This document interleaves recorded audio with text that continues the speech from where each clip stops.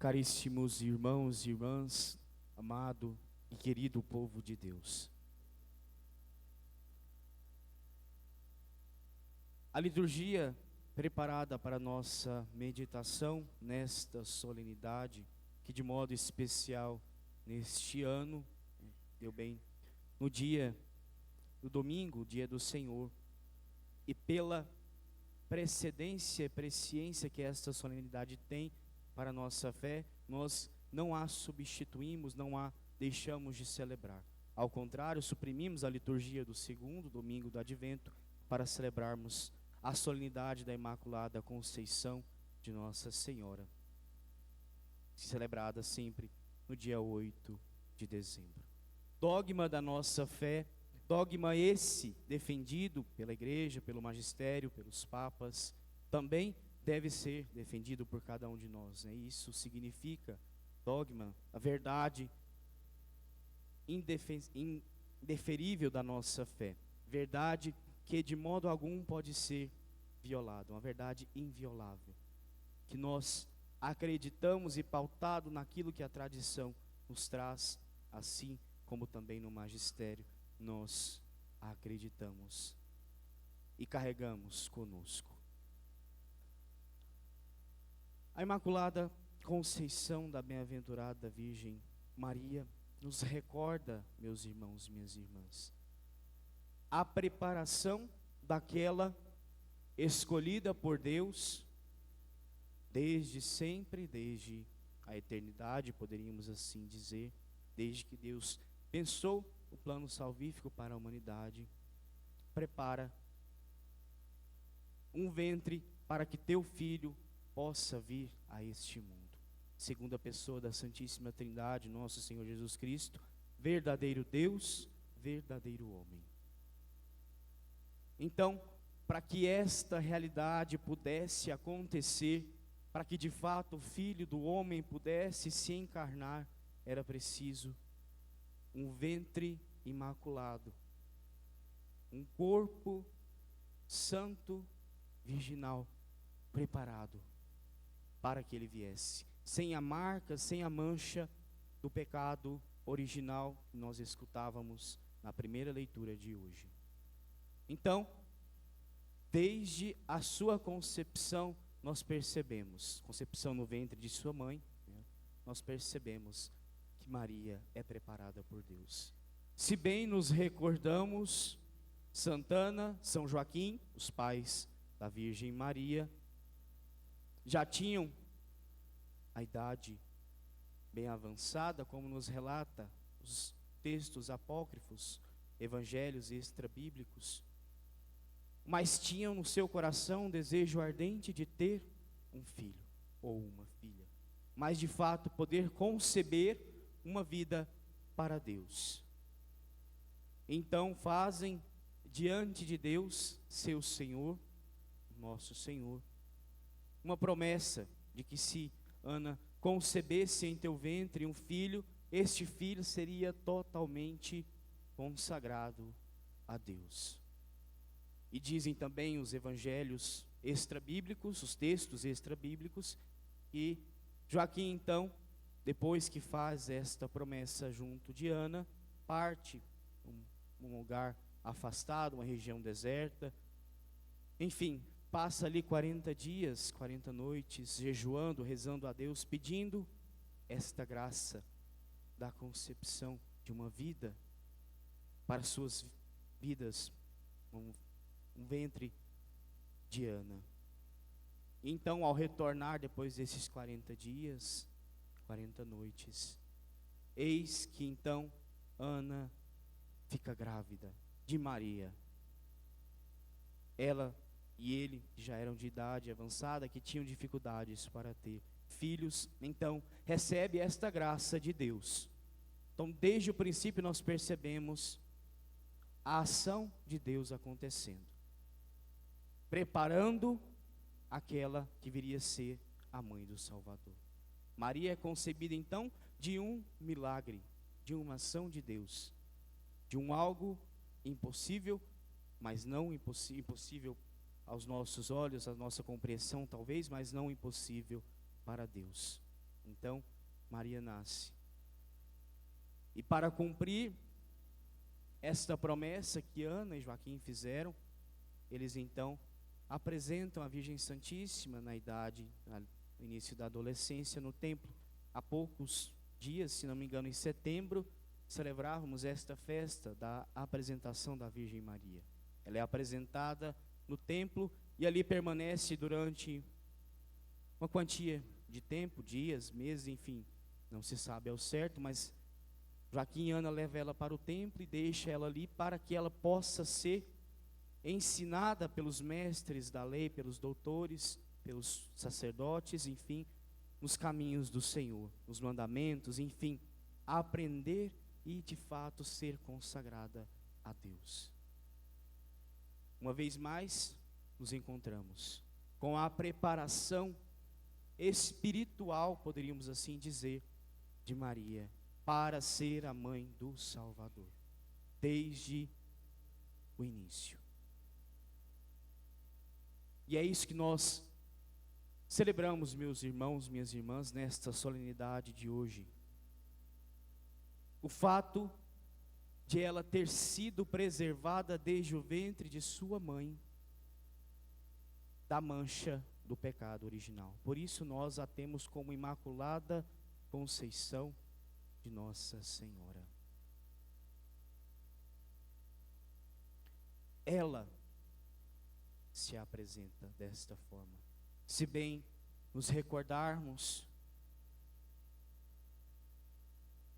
em algumas de suas aparições, ela se apresenta como a Imaculada Conceição.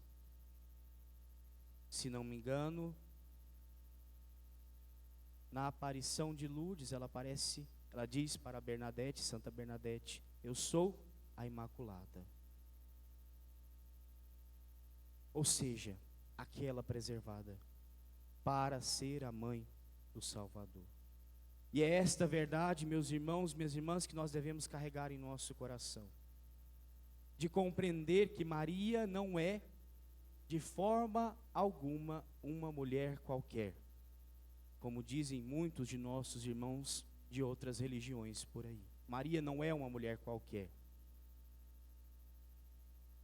Sobretudo, quando olhamos para a realidade espiritual de Maria. Na realidade humana, material, poderíamos sim dizer que ela era como qualquer outra mulher, como qualquer uma de vocês, mulheres. Aparentemente, no plano material dizendo, mas no plano espiritual não. No plano espiritual, Maria é preservada da mancha do pecado original. Sua alma é diferente da alma de todas as outras mulheres, de todos os outros seres humanos.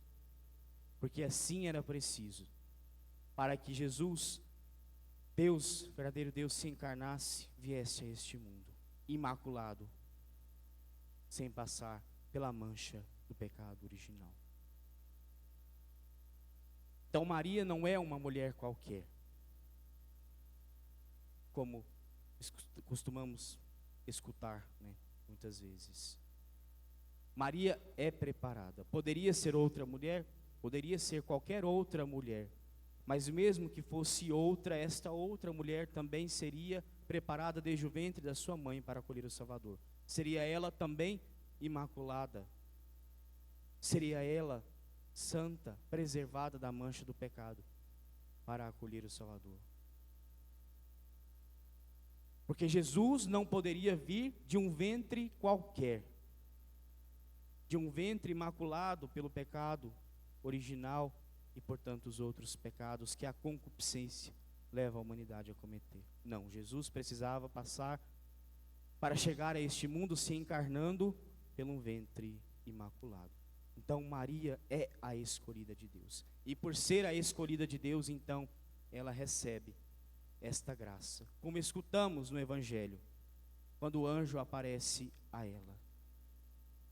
Alegra-te, Maria, porque encontraste graça diante de Deus. A saudação que o anjo faz à Virgem.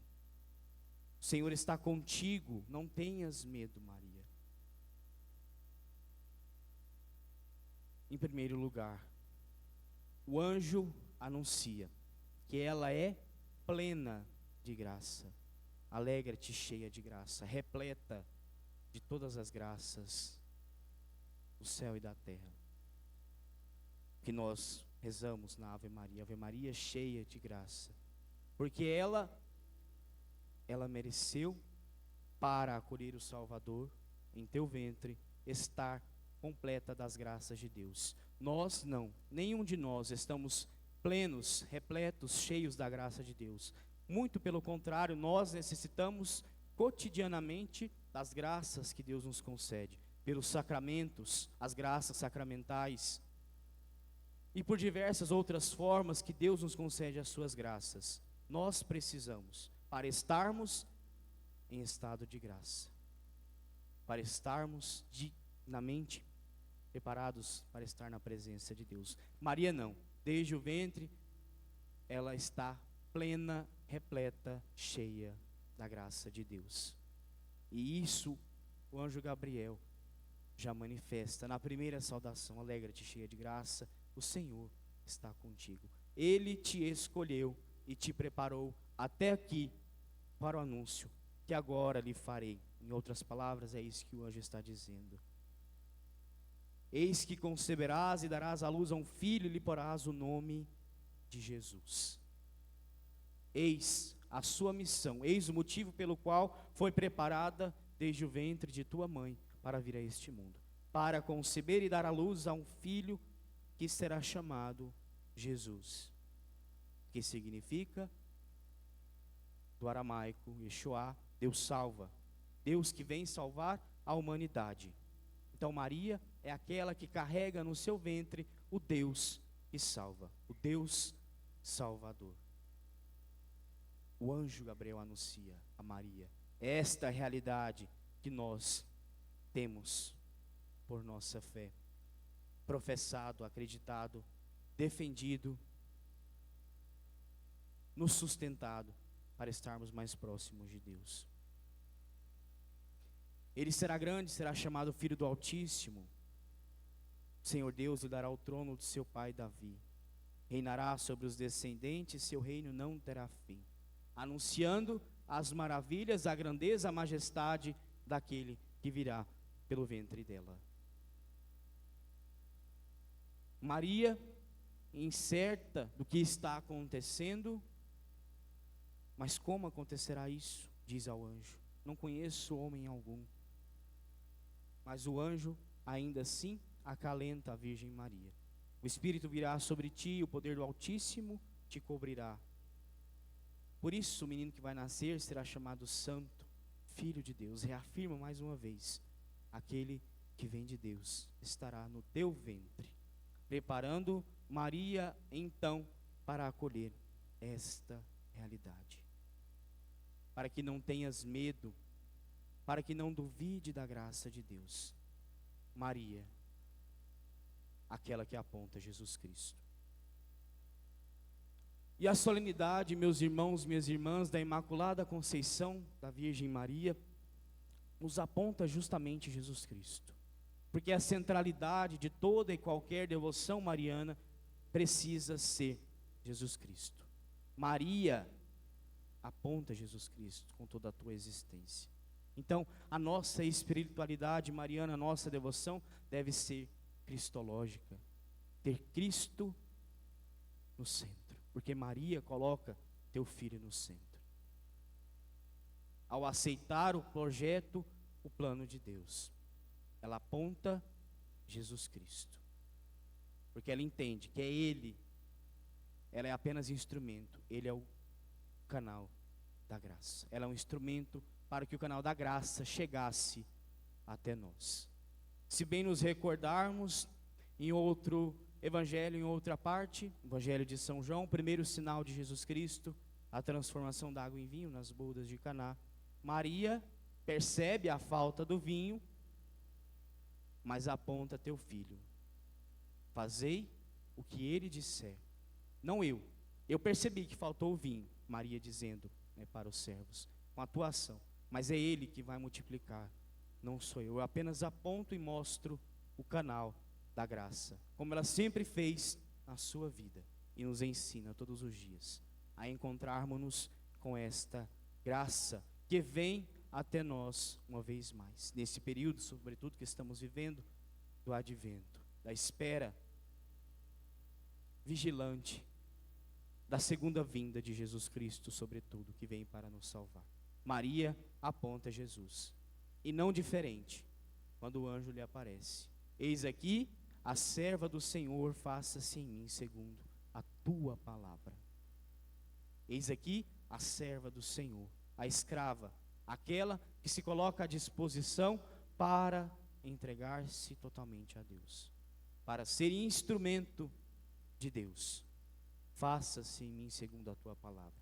Porque Maria compreende que lá no Antigo Testamento, Isaías, Jeremias, Miqueias já prenunciavam a vinda do Salvador. Eis que uma virgem conceberá, eis que virá um menino, de Belém nascerá. Enfim, as profecias do Antigo Testamento já apontavam. Por isso ela diz: faça-se em mim segundo a tua palavra. E a própria palavra de Deus então se faz carne no ventre de Maria. A palavra eterna que nos salva, que nos abre as portas para o céu. Maria é essa então figura, meus irmãos, minhas irmãs, da obediência ao Pai, obediência completa e total a Deus. E é isso que nós recordamos ao celebrar sua imaculada concepção, o teu imaculado ventre, e o imaculado que do teu ventre nasce para nós, Jesus Cristo. Esta realidade de se entregar pela obediência ao Pai. Nós víamos na primeira leitura de hoje, no livro do Gênesis, o relato do pecado original. Deus aparece no jardim: Adão, onde estás? Não te vejo. Senhor, eu me escondi porque estavas nu. E Deus então já entende o que aconteceu. Então comeste da árvore que te proibi comer.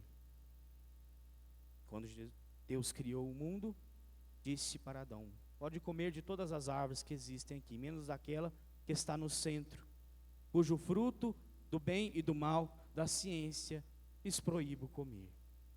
Mas pela astúcia do inimigo, da serpente, que já se afastara de Deus, como bem entendemos, a história, a realidade dos anjos decaídos, os demônios de Lúcifer.